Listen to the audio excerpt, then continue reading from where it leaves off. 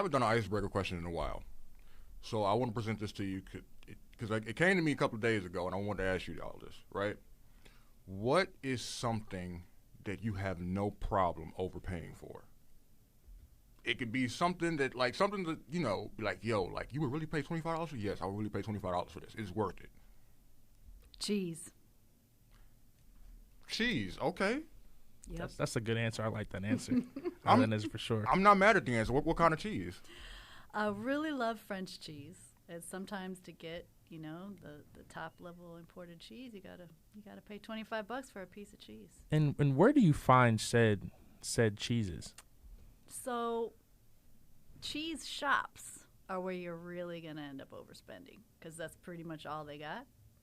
Oh. And they got the good stuff, but they're not making up a lot of money on other items. So yeah, you could really run up a bill in a cheese shop. There's one over, I guess it's technically Logan Square. It's on Milwaukee. Mm-hmm. Okay. You can also go in there and spend too much money on a plate of cheese that they'll cut up for you with some meats if you like that, glass of wine.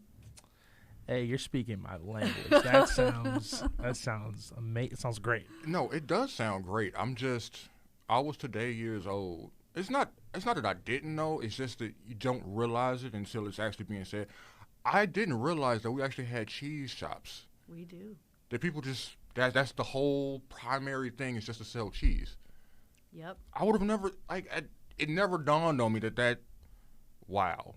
So my friends and family know I'm kind of obsessed with cheese to the point where my two besties for my birthday this year got me a cheese box subscription. Ooh. 3 months worth of, now this is cheese that comes from Vermont, but it's pretty like handmade, and it comes wrapped in like beautiful wrappers and instructions on what to pair it with. Like, you should have this cheese with a glass of red wine and some olives. You should have this cheese with some preserves and a, nice baguette or whatever, That sounds amazing. Yeah, it's been great. So I just got my last box. I'm like, oh, sad to see that go. So wait, that's a subscription box? Just like yes. It'll come and once Ooh, I know what I'm asking for my birthday. Yeah, it was a great gift. Okay. What about you, Cam? Oh, what was the question again? What's something that you have no problem overpaying for? Oh,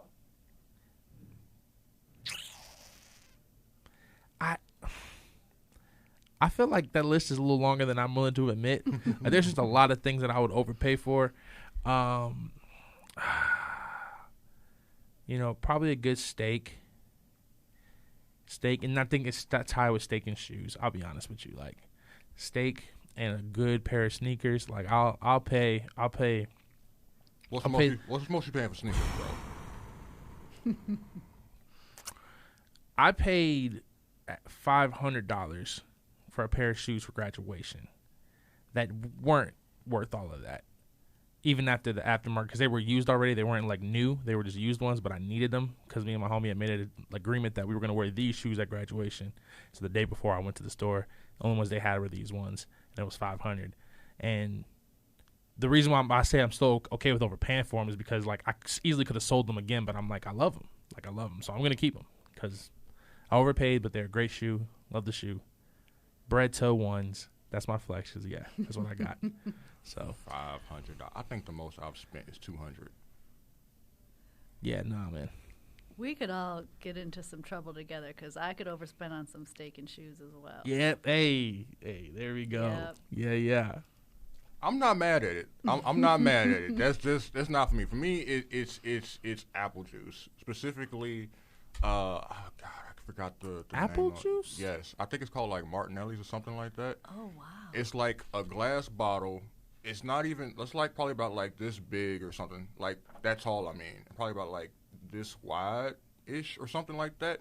And they go for probably about like $4, $5, $6, $7 a glass. But it's so good.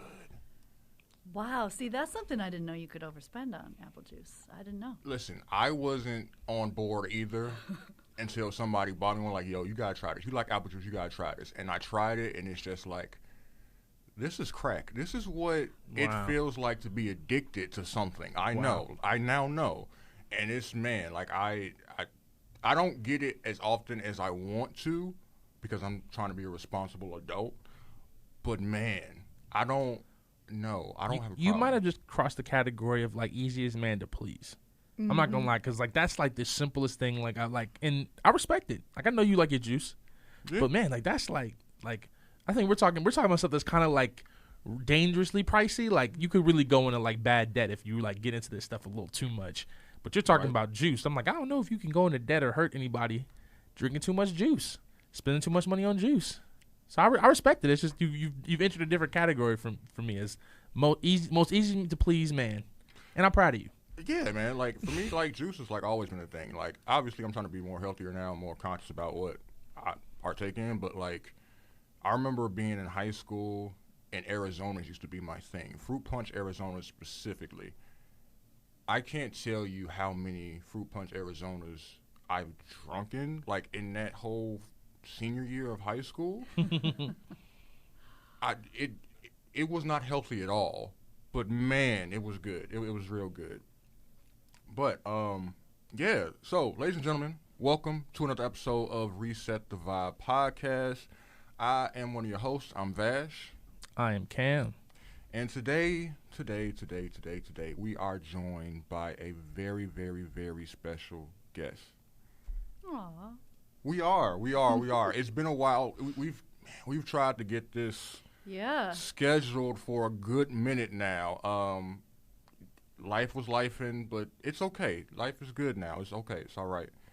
So we have Rachel Sledd Iannantuoni. You got it. Yes, that's me. How are you doing today, ma'am? I am good. I'm so glad we finally made this happen. Likewise.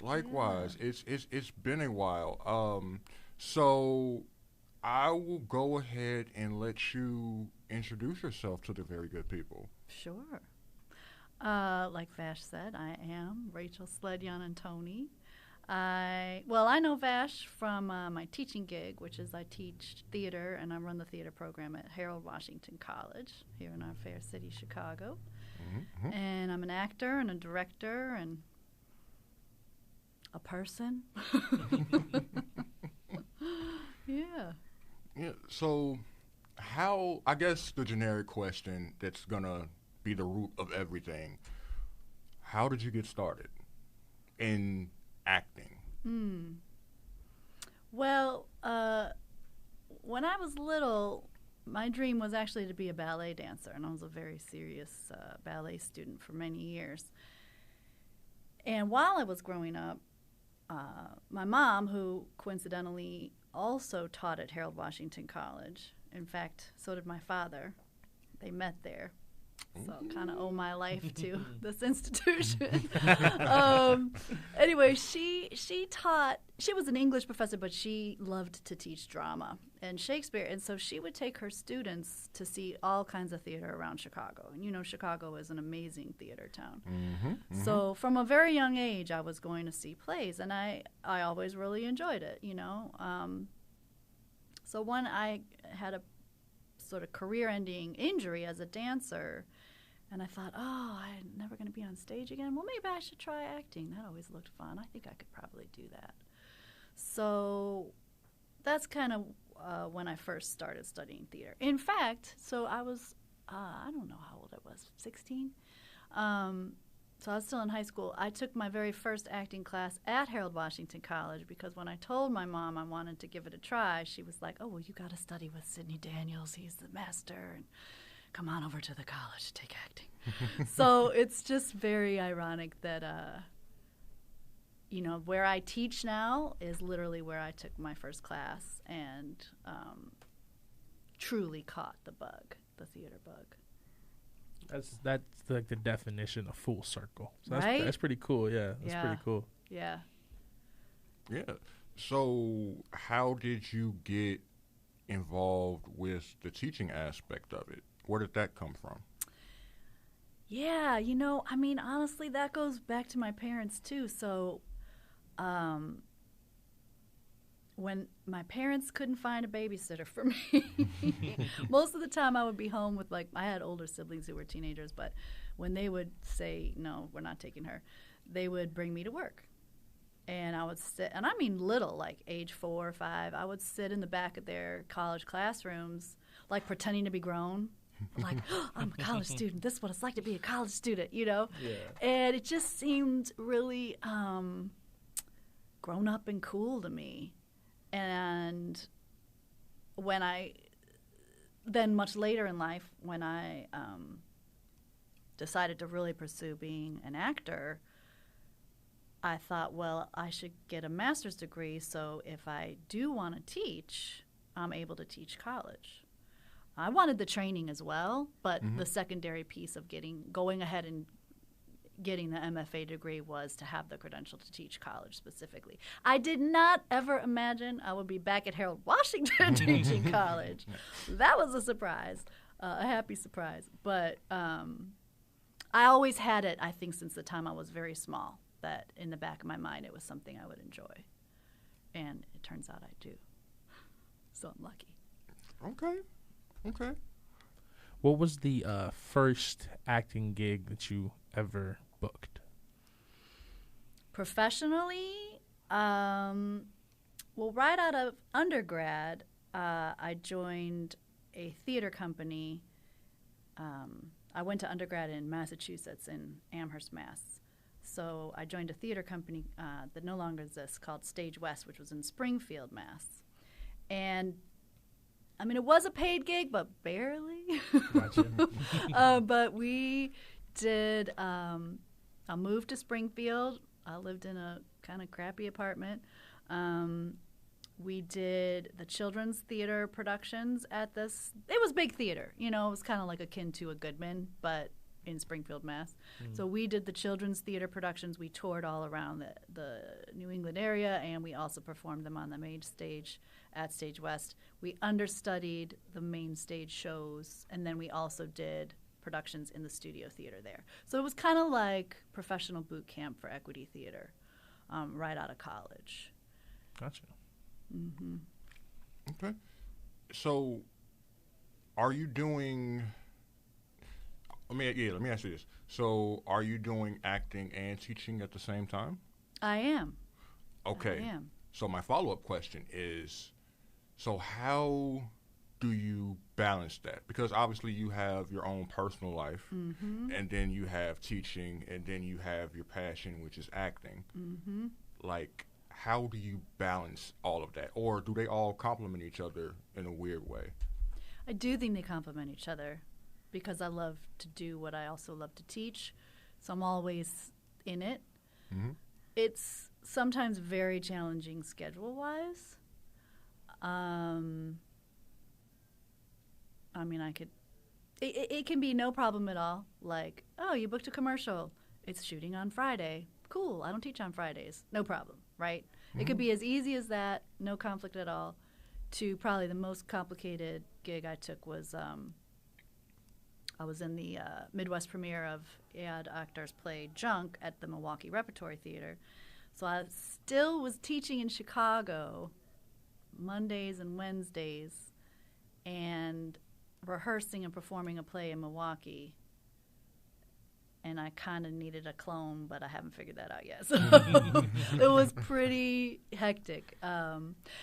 What made it not as crazy as it might have been is we actually started rehearsals while teaching was still on Christmas break. That was just lucky. So timing-wise, the whole 10-week or whatever contract it was, I wasn't teaching. But there was a portion of it where I was, like, literally everywhere and didn't have a day off for many weeks.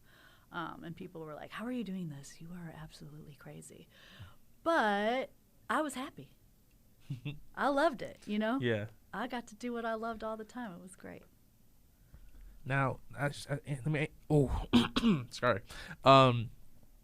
What's been your favorite place to work, the theater or on film? What's been your preferred? Oh, that's a good question. Maybe not preferred, but the one you've enjoyed the most. It's such a good question, and people ask it all the time, and I never really have a great answer because they're so different. And I really appreciate both forms. the thing about theater is you have a live audience that you have a relationship with. And so you are responding not only to the other actors on stage, but you feel the energy of the house. You feel what's coming at you. You're responding to that. And you get to do it over and over again, and every night's a little bit different. And you build relationships with your collaborators that are deeper than a lot of times than in film or television, where you're not working with people in that extended time period. So I love all of that about theater. But the camera is fun because it's so perceptive, different than a live audience. It's like it sees right into you, so it feels a little more like intimate in that way. In the way you can relate to your fellow actors can be very intimate. You don't have to worry about your voice reaching the back of the house. You know, it's more intimate. That's the best word I could say. So I really, appreciate that too. So it's hard for me to answer that. And I've been lucky that I have favorite roles in both genres. So. Okay. So you said you had favorite roles in both genres. Let's look at the opposite side of that. So what to you, in either stage or in film, what was the most challenging one, or one that you didn't particularly like, for whatever reason? That's a good question. Let me think about that. Challenging or I didn't like?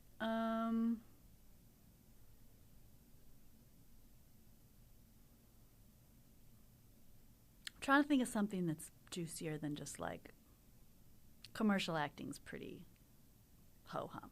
Gotcha. I appreciate the paychecks I've cashed over the years, but it's not very exciting. So there's that, and I used to do a lot of commercials. So again, appreciate the paycheck, but never really felt real excited about those gigs. But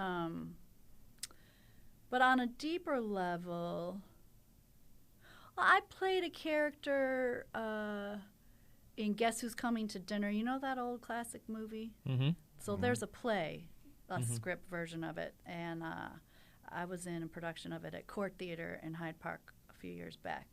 And I play the character everyone loves to hate, Hillary. She is the assistant to the mother of the main family. I should say there's two main families, of the white family in the story. Because, it's about in the 60s, this young white woman brings home her boyfriend who's black to meet her white family, and then his family shows up, and it's all about how does this work, right? So Hillary is the most overtly, obnoxiously, disgustingly racist white character in the show.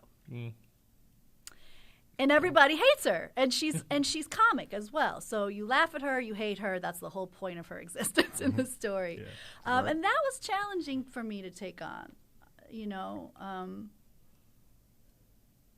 I hated Hillary too, but I had to find a way to think like her and talk like her as the character, within the context of the play. So that was tough. That was a tough one. Okay. So the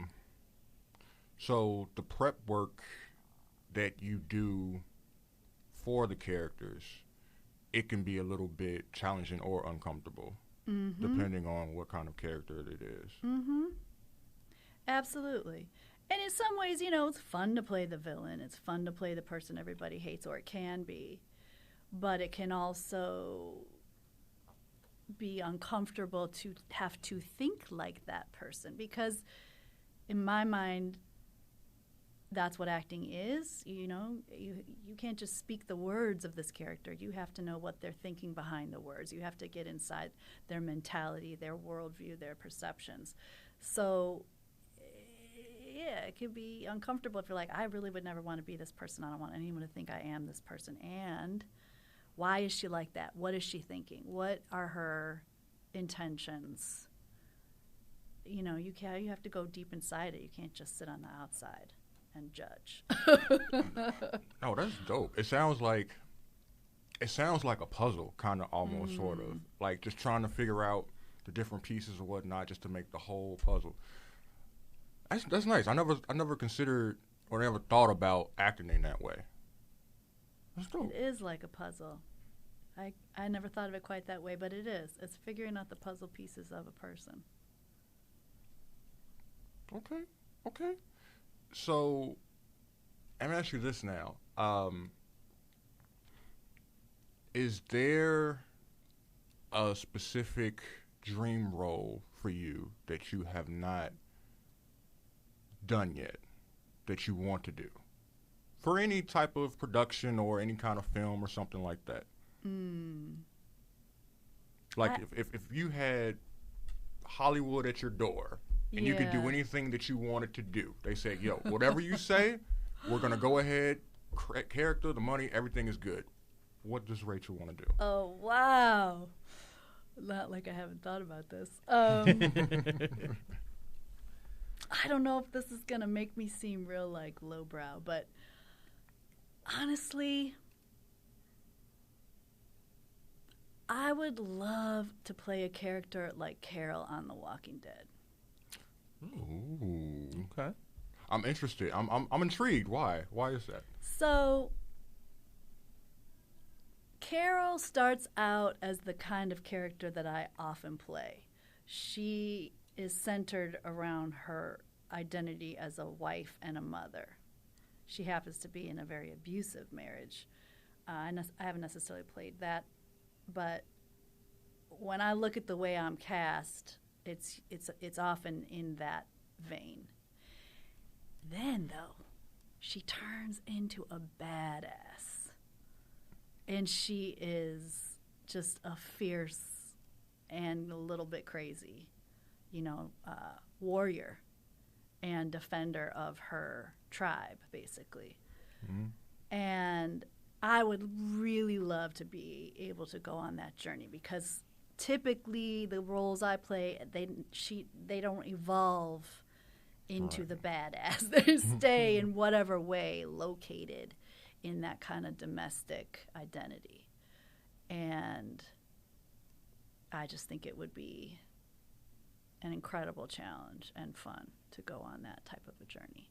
And get to do combat and stuff. I never get to do that either, No, definitely no. Fight choreography and everything I've always really admired that about films and TV shows, because my mom, she showed me martial arts films when I was a kid. So that was my jam for so long, Bruce Lee and Jackie Chan, Jet Li, all of that, that was my jam. So I was always interested in the fight choreography with the films and everything, and just having a marriage of, it's acting, but at the same time you got to do some fight choreography, and just making all of that collab together to make one badass film.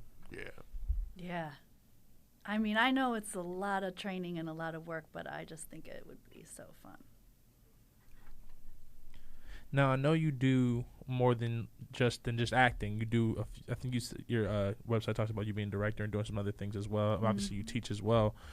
If you were to pick another medium to create within, what would that medium be? Ooh. You're asking a good question. See, my questions is all they surface level. He's deep, man. He's deep. So you mean outside of theater, TV, film, yeah, exactly. Different media. Exactly.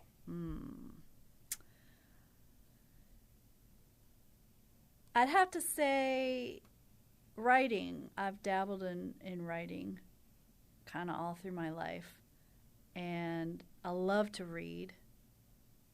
It's probably the other form of storytelling that I appreciate the most. So yeah, I'd have to say I would.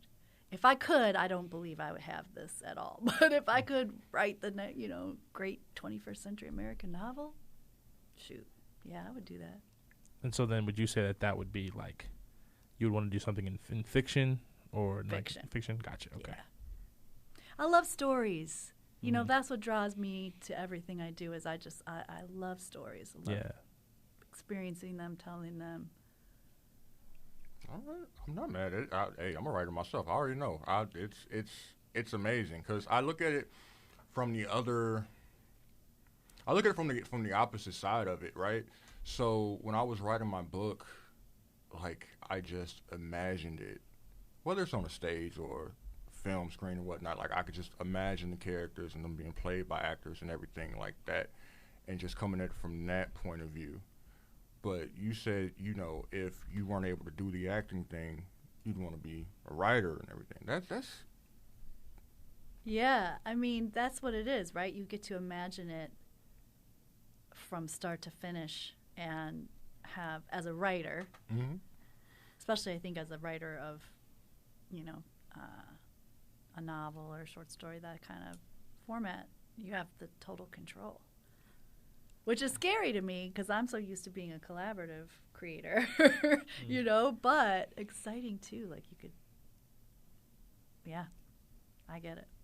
Let me ask you that question, Fred. I'm sorry, Vash.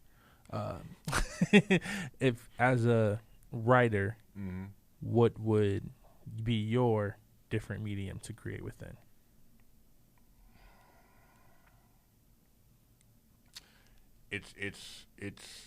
It's gonna sound like an easy a cop out kind of answer, but an actor. That's so. When I got to Harold Washington, I did not have the best of times. It wasn't because the school was bad or anything. It was because I told them what I wanted my major to be, and then they brought us into a classroom where we were on a computer picking our classes. And they had like one person running around helping a classroom full of like 50 or 60 students trying to pick classes. And I'm sitting here like, so y'all aren't going to do this? Like counselors, like high school? Like I have to pick my own classes? So I thought about it and I was just like, well, all right, let's look at what I need, the requirements, right? So I had written down like what classes that I needed. But there were also classes which I could have just took whatever type of class I wanted to. And then I saw your class because, hey, I've done some acting in the past, some stage plays and everything else like that back in high school. And I loved it. I loved the idea of taking a character that's given to you and embodying it and like putting it on stage to perform or behind the camera. And shooting all of that, like that whole aspect to me, it felt natural, it felt great to do. But my journey went more towards the whole writing aspect of the arts instead of the performing arts. Well, I guess me performing poetry is part of performing arts, but the acting side of it, that's definitely something that I would want to do if this wasn't my thing, if writing wasn't my thing. Yeah. And it might be a tightly kept secret, but Vash is a talented actor. Ooh, this is new information to me. Okay. I thank you. I will accept that. Thank you. I appreciate that. Yeah, it's like I said, like it makes me happy to actually do it, just to be able to take something, especially when do you remember the project that you probably don't.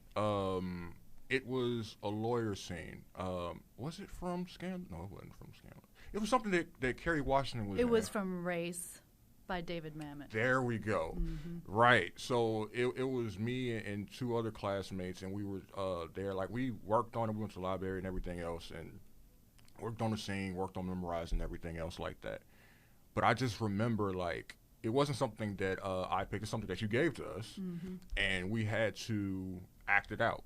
And just doing that and having the fun and like looking it up on YouTube, see how the stage plays version of it goes. I'm like, okay, so I see how that's going. How can I take that but still make it my own and then present it to the class? Like all of that, like I said earlier, like the puzzle aspect of it, like Tetris and things like that, I don't know. Like it just does something to my brain, like it just gets me into the zone. So yeah, like acting is dope, and I give it up to everybody that's able to get on that stage and do that, especially at a high level, because that's not something easy to do. No. As you've explained a little bit earlier, like there's some challenges with that, definitely. Definitely, yeah. And it's the mark of a talented actor to realize that real quick, you know.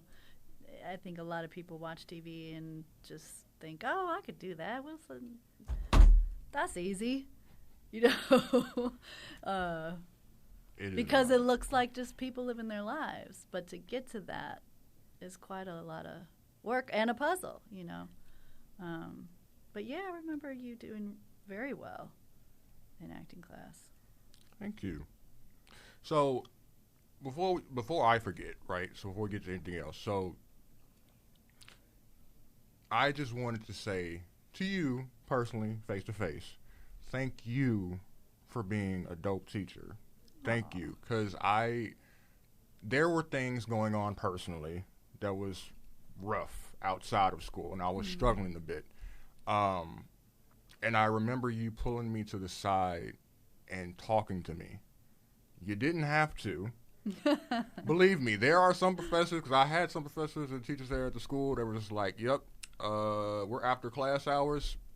I'll catch you the next time and catch me at office hours. That's it. Like, that's what I have time for. I don't have time for anything else. But you went out of your way to speak to me with some encouraging words, and that did not leave me at all. So thank you. I appreciate you. There's only a handful of teachers in my whole academic life that I can actually say had a lasting impression on me, that I still keep in contact with to this day and everything, and you are one of them. You're going to make me cry. I'm almost crying telling you this. That's like, don't make me cry. Shoot. We're all going to be crying. It's okay. It's all right. But yeah, no, I definitely wanted to say that, to give you your flowers and all of that. Like, you just amazing. Amazing I really person. appreciate that. I really do. And,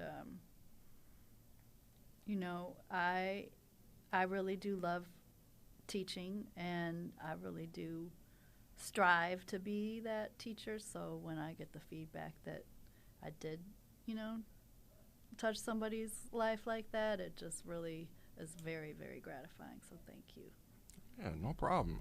Listen, people, you probably will never know the exact length of your reach to people, your influence to people, whatnot like that. But I feel as though, as a person that's in the arts, that does, you know, some little public speaking here and there, that speaks encouragement to people, just to be able to get that kind of feedback back to you, just like, yo, like what you said actually mattered. It helped. What you're doing, it matters. Like, that's, sometimes we need that reassurance, that confirmation to keep going, to let us know that, you know, yeah, what I'm doing, it matters. Absolutely. Yeah. And, you know, I know I'm not supposed to have favorites. But, I mean, you were just a delightful student to have in the room, and I saw your talent and your gifts and all that right away. And it's really cool to see what you're doing with it all now. I mean, thank you. It's very satisfying. Thank you. It's man, because even looking back at it then, because I believe I was in your class around 2015 or 2016. A lot of different things going on. I didn't think or have any type of idea I'd be where I'm at now. Yeah. In terms of what I've accomplished. And like, a strong reason behind that was being in your class. Being in your class, it kind of awakened the creative juices that were there. Because beforehand, I think the last time I was really doing anything creatively was probably 2010, 2011-ish, something around there. So after that, like, it was just dormant. Like, I stopped. But being in your class, it reactivated all of that. It's like, yo, like, I'm having fun creating. I'm having fun being back in the arts again. Yeah. You know? So, like, it's more than just your class, because there's a lot of teachers that teaches classes, but the person that actually does the work making the assignments, grading, teaching, leading, encouraging, all of that good stuff, all of that hard work that you do, it does not go unnoticed. Thank you. Thank you so much. For sure. For sure. So to open it up a little bit more, and we can stick with the theme of film, movies, and TVs and things like that. How do you both feel about a bunch of remakes being made and not necessarily enough original things being made? Does it bother you? Does it not bother you? Is like, I don't know. I don't think it bothers me as much. I think they both have value. I like the idea of reimagining something, especially when you're reimagining it in a current time rather than like trying to do it like today, but it was for that same period. Both are cool, but I think I like those ones where they're taking like, okay, so White Men Can't Jump's about to come out. Yeah. And that's the most recent one on my brain when you asked me this question. That trailer don't look bad, by the way. It doesn't. No, it doesn't, and it looks different, and it looks very much like what it would look like today, rather than looking like what it would have looked then. Which is like, I like that. Like I enjoy seeing those kind of reimaginations, but definitely still value original creations, or even original creations that have elements like what do you call those, like spin-off kind of things. Like I like those when they're done not trying to emulate what happened before, but trying to create another story arc from what happened in the previous thing. And so I think that there's definitely a realm where the reimagine is, as long as they're reimagining anything, I like it. But if they're just recreating it for a different like okay, so there's a show called Night Court, and they're doing a new Night Court thing. I'm not loving that. I've watched like 2 episodes, and I'm like, I don't see. I just feel like we're kind of going back to do this thing because we know this got money for us before. We're just gonna do it again. And so there's a difference between the two, but I definitely think that there's a portion where there's a line between like just redoing and reimagining, and the reimagination line is where I kind of stand, and I like it and enjoy it. Yeah, I agree with that. I think there's value in reimagining something or taking a seed of an idea and doing something different with it versus just let's try to make money on something that was a hit 30 years ago because we don't have anything new to say, you know? No, that makes sense. For me, I'm on the fence about it. I have no problems with remakes in general. That's fine. Some of those remakes I have not seen. Same. You know, I'm not always interested. Right. Either I wasn't interested in the time that it originally came out, or I was simply too young. So now it's being introduced to me, and even though it's a remake or whatnot, it's new to me. Mm-hmm. You know what I mean? Mm-hmm. At the same time, there's just some things that I don't know. You know, like to your point, Cam, you said that you brought up like White Men Can't Jump. You know, like reimagining things and stuff like that. They're making a live-action Moana, and the sequel hasn't even came out to that. Sure. And it's like, do we need this right now?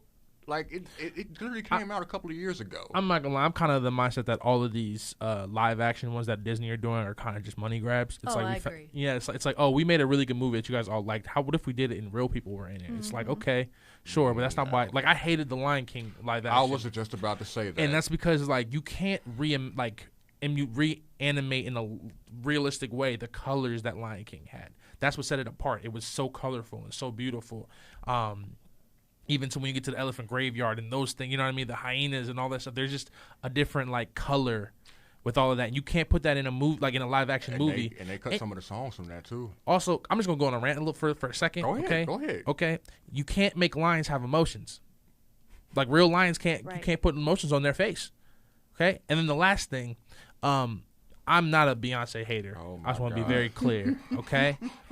But when Beyonce played Nala, it was the most disappointing thing because up to that point, I felt like there was a suspension of reality that I really believed in. Like, I didn't love the movie at that point, but I was like, okay, I'm here. I'm present. I'm suspended from reality because this is what, like, art's supposed to take us to these places, right?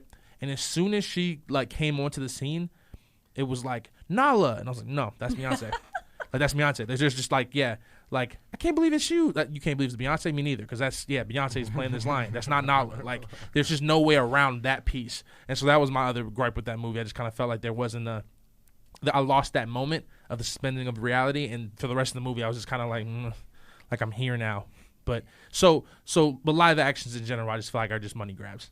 Yeah, no. To add on to that money grab thing, I think Beyonce being attached to that was just to create more hype around the film for you to go see it. Sure. Because she has a large fan base. Yeah, absolutely. Yeah. You know what I mean? But when you actually saw the movie and saw the performance or heard the performance, it's like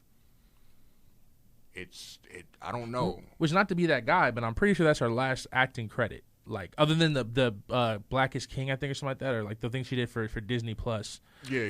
I don't think that she's acted or anything since then, which, like, it's all cool. Again, I'm not a Beyonce hater. I just noticed that, like, she has such a iconic voice that, like, if she even if she wasn't the greatest actor like that, I think if her voice wasn't so iconic, maybe it would have worked. But she's way too iconically Beyonce, and you took a character that's iconic in her own right for Nala for this iconic movie, and then paired them up too much, and it just didn't add up. Do you think that her iconic voice would be more? I guess it would be better, or it would have you more suspense of disbelief if she were to act more. Like, would it water it down? Like, the iconic voice, obviously it's going to be iconic, but would it water down, like, your whole mental picture when you see her or hear her in some type of movie, be like, oh, well, that's Beyonce because that's Beyonce. But if you saw her a lot.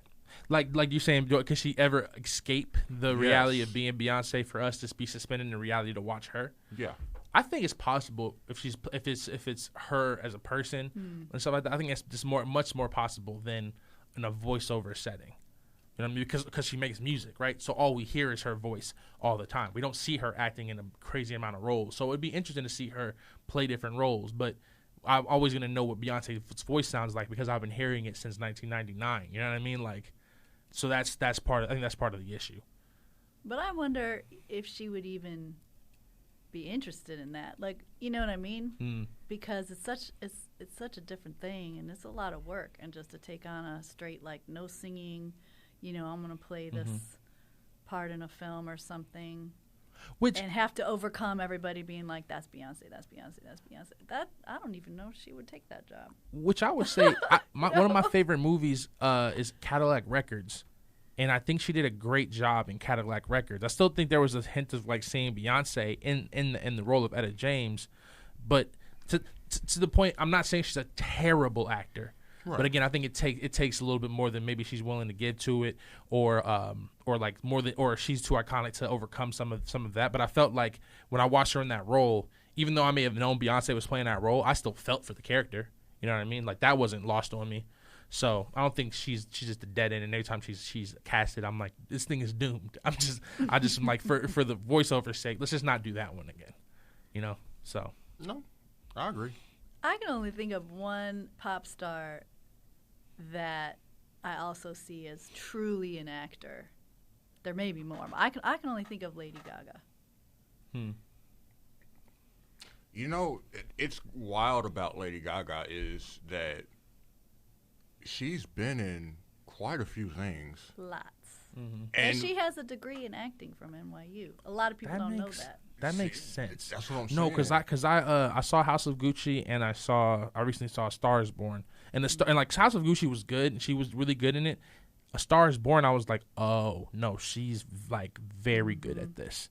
Like, man, this was a good story, and So I mean, you might be onto something with that. She might be the one that can really do that super well. The only other person in my mind that comes up, which I don't know if we can call him a pop star, but Donald Glover. He's the only other person that, from a standpoint of like stepping away from his music, which is what got him to what we know him for, to a certain extent. Because I guess he kind of came up in music and in acting at around the same time. But he's somebody that I feel like he's a real actor. Yeah, he's so good. He's my favorite creative of this generation. But I'm not here to argue nobody. This is my personal opinion. No, I wouldn't argue it, bro. Like that's he's done a lot. Yeah, he's great. Yeah, no, he's done a lot. Yeah. What What are you most excited for? Like, you have probably projects coming up and stuff like that. What's the thing you're most excited to do next in your career? Well, I just closed a play I directed, so I'm kind of in that like post big project quiet zone. Okay. But actually, I have written a pilot script for a TV show idea that I have, Nice. and I am excited to see if I can get that actually on screen. Nice. Yeah, Off that's the awesome. page and onto the screen. So that's awesome. a big, is a big thing to take on. But yeah, I'm excited about that. So, how long have you been doing script writing? Like I said, I've sort of dabbled in writing for all my life in a way. I mean, I tried to write a play when I was in undergrad, and I found it extremely difficult and frustrating. So I kind of changed my hat to directing. But on and off, I've had ideas. I've dabbled this, that. And the first script I thought of developing for TV, I think I started working on that about 5 or 6 years ago. And I've taken some classes just to try to get a grip on the form because it's very specific, TV writing. And I ended up feeling like that idea didn't have quite the legs that I wanted it to have, or I didn't know what they were. So then I came up with this more recent idea. The script is called, or the show is called Burn the Man. And yeah, I've been working on it for a few years. This class, that class, workshops, feedback. So I feel pretty good about it. I feel like it's a great idea. And one thing I like about the idea of TV writing is actually at the end of the day, it's a collaborative form. As I was saying, I could fantasize about writing this incredible novel, but I just don't work like that. Like I'm ready for the script I've developed to this point. I'm ready to have collaborators. I want collaborators on the writing level, not just getting it produced, because that's how I vibe as an artist. Right. So yeah, I'm at that point where I'm like, okay, let's get some other people in on this. Script writing is for me. It was not easy because I tried writing a script as well. Yeah. I finished it, and I even was able to record a little bit for it. So it was just going to be like a little short film, maybe about like 15 minutes. Mm-hmm. It's a different kind of animal, bro. Yeah. Mm-hmm. It's a different kind of animal, and I just looked at it kind of sort of how you were saying earlier, how people just look at something and be like, oh, that's easy. You can act, oh, that's easy. That's kind of how I looked at that from my perspective. I'm like, I write, so it shouldn't be that hard, And then I wrote it, and I was like, oh, this is a lot more than I thought it was going to be. Mm-hmm. And then, doing the drafts and the re-edits and things like that, I was exhausted, like mentally exhausted from like writing everything. It's just like, wow. So I actually have to write not only the dialogue, but like where somebody's coming in, what somebody's doing, and it's just like I don't like that aspect of it. I just want to write the dialogue and like that be that, and like let the actors like free flow and everything and do that. That was a terrible idea. Yeah, and you can't be flowery at all. You have to communicate exactly what the shot should look like, exactly what the scene needs to look like in like nothing, like real tight, That's a big challenge with TV and film screenwriting to me, But I think it's cool in the collaborative aspect of some writers are more oriented towards the dialogue, and they're known for like being really great at snappy pop and dialogue, and other people are more about the actual storyline and plots and making it super complex and something that can go on for 8 seasons, and other people are, you know what I mean? Right. So that appeals to me also. There's just nothing more terrifying to me than like, okay, you write the whole book by yourself in a room alone, drinking too much coffee. You know, so I have so much respect for you for doing that, for being able to accomplish that. It's amazing to me. Yeah, I mean it's hard, but it's just like you with acting. Like, you know, there are some challenges to it, but at the end of the day, like you love it. Yeah. You know, like you put yourself into it, you pour your all into it, and just to see like the final product of it, you know, all that hard work, and you know, it's that feeling of like, yeah, like I did this. Mm-hmm. You know, like it's something that nobody can take away from you. You know, even if it's not perceived as well as you would want it to be, just the fact that you accomplished that and you knowing everything that it took to get it to that point for it to be critiqued. Right. Absolutely. That within itself is it's an amazing feeling. It is. It is. I agree. And you know, they say there's no such thing as bad press. All press is good press. You just want to be in the press. So, one last thing I wanted to ask you, what would be your encouragement to anybody who's trying to get into the arts, get into acting, you know, young, old? What would be your advice to them or encouragement to them? I'm a big believer in training, regardless of your form. Go get some training. Find a teacher you like, and learn your craft, you know, first.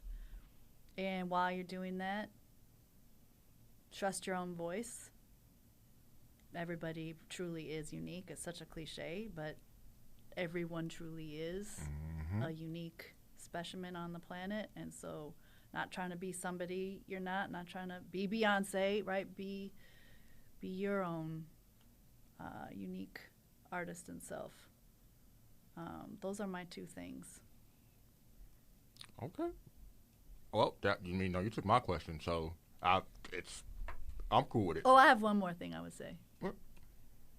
Don't give up. There you go. Persevere. Okay, all right. Miss Iannantuoni, thank you. Thank you, Vash. Thank you for being here. Thank you. This was so fun. I was so excited when you asked me to come on your show. I was like, whoa. Yeah. Yes. And just to get to see you after all these years and catch up. Yeah. Doesn't seem that long, but time flies. It sure does. You look the same, though. You look great. People tell me that I look like I'm about 25, 26, and it's just like I don't see it. Me personally, I feel like I look my age, but I appreciate it. I appreciate the compliment. Thank you. Absolutely. Thank you. So, Cam, do you have anything to add? Take us home. Word. So, thank you for joining us for another episode of Reset the Vibe. Take care of one another. Be kind to one another. And as always, love.